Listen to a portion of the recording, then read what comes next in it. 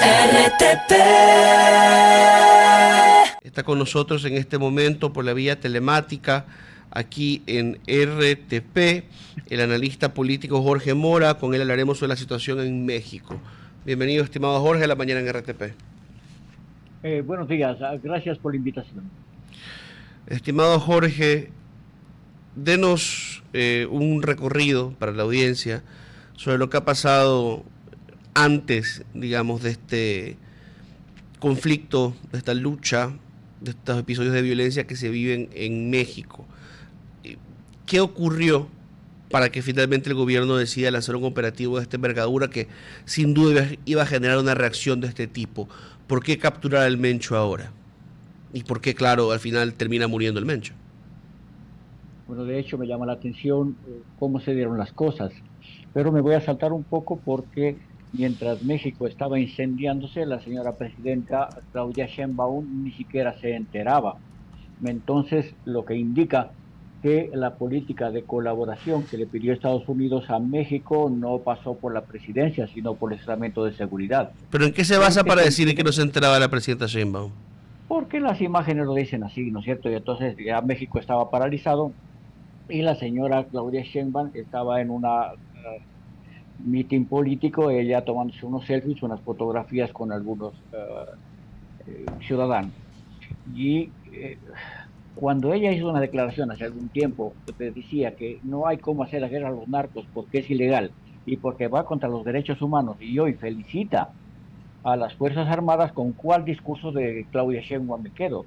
¿Con aquella que reconoce a los derechos humanos de los narcotraficantes o con la que celebra quienes lo dieron de baja? Y aquí hay un doble discurso y aquí nos marca la idea de que México, efectivamente, de las palabras de Donald Trump, es un narcoestado.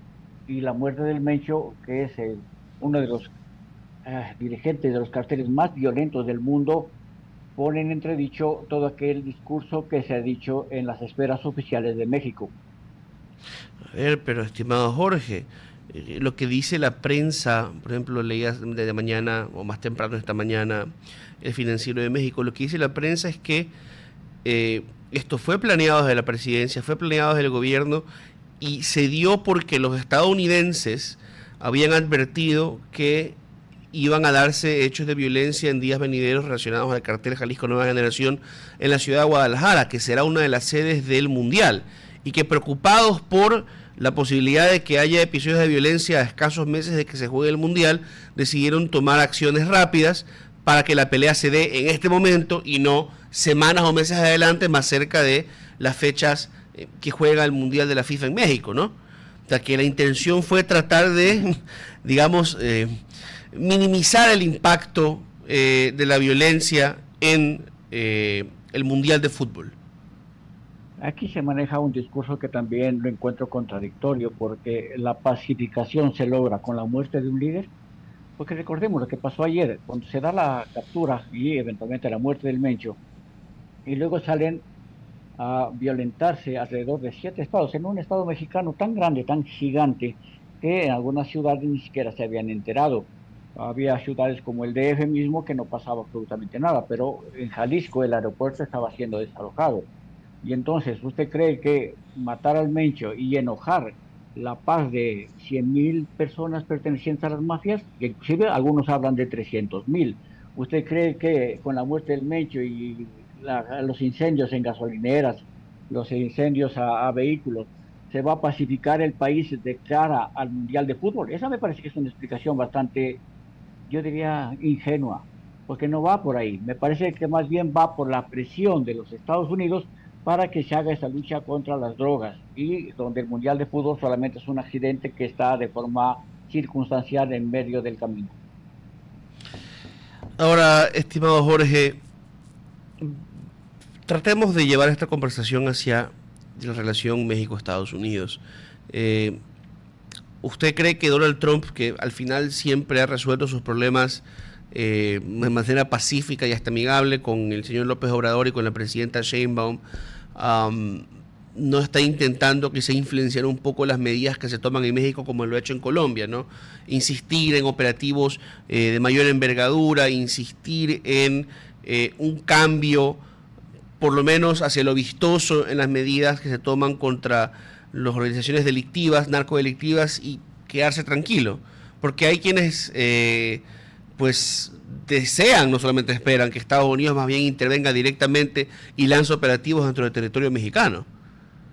Y mire como Donald Trump ha tenido inclusive una actitud hasta paternal con la señora Sheinbaum. Habla de que la señora es presidenta de un país sobre el cual no tiene control. Y entonces, frente a ellos ha habido algún tipo de presión intentando hacer una negociación para que se combata las drogas. Sin embargo, la respuesta de Claudia Sheinbaum ha sido absolutamente neutra y no ha hecho absolutamente nada. Y eso nos marca aquello que está pasando ahora. En principio, quien marcaría la presencia de los narcos en el gobierno mexicano es López Obrador. Y él es aquel que ejerce la presión sobre Claudia Sheinbaum. ¿Qué es lo que le pide Estados Unidos a México? Que haya un control sobre las drogas. Y sin embargo, aparte de unas declaraciones y poner algún tipo de fuerzas armadas en la frontera, sin embargo, el comercio de drogas hacia los Estados Unidos no ha menguado.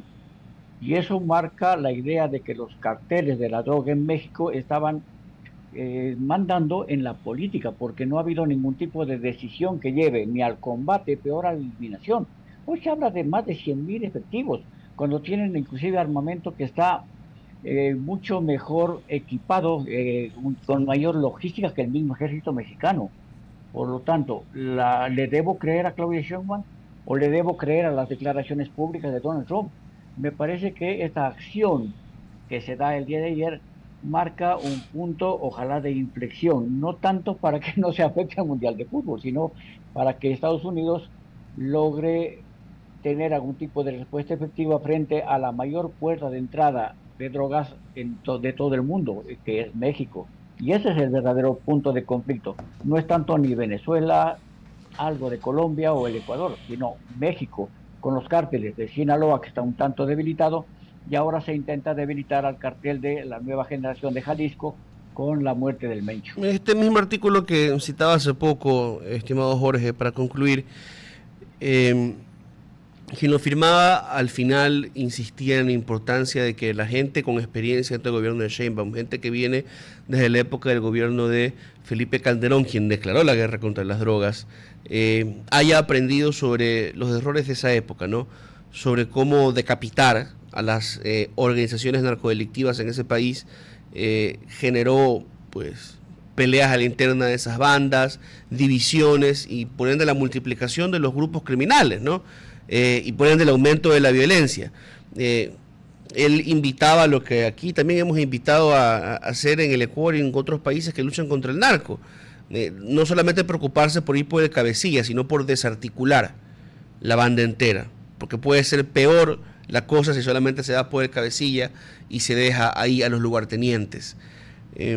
¿Usted cree que sea posible algo así? ¿Cree que sea posible combinar la estrategia de recuperación del territorio que va más por el lado de la justicia social con los golpes duros a los cabecillas, con el ejercicio de la inteligencia, todos estos reclamos que todo el mundo hace? ¿Se puede hacer un plan coordinado con todo eso para evitar que se repita lo que pasó en México y ha venido pasando desde hace más de 20 años? Yo diría más, hace más de 40 años, con la muerte de Pablo Escobar, lo que se hizo es la difuminación de estos pequeños liderazgos En en los Colombia, carteles de la droga, claro. en Colombia, por supuesto. Y esa enseñanza que nos dijo, a ver, si matas al cabecilla principal, de hecho, aparecen otras cabezas más pequeñas. Eso pasó en el Ecuador y es lo que está pasando. La violencia en las cárceles de Machala, lo que pasa en la provincia de Manabí es un ejemplo de eso. Lo que ha pasado en México con la muerte, con la captura de Chapo Guzmán y también la captura del hijo del Chapo Guzmán, y aparecieron los Zapitos y aparecieron una serie de grupos más. ¿Qué nos hace pensar que hoy, con la captura y muerte, que parece ser accidental, no era la intención de matarlo a este señor, sin embargo se muere? ¿Qué nos va a hacer pensar que la multiplicación de este efecto de estos pequeños liderazgos haga que el problema sea grande?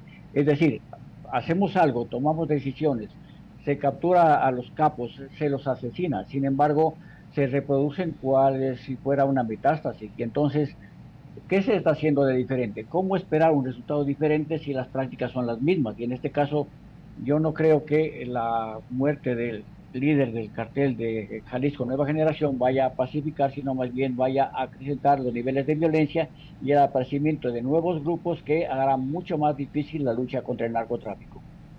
9 horas con 28 minutos, estimado Jorge, muchas gracias por habernos acompañado esta mañana. Muchas gracias por la invitación. Buenos días. Buenos días para usted también. RTP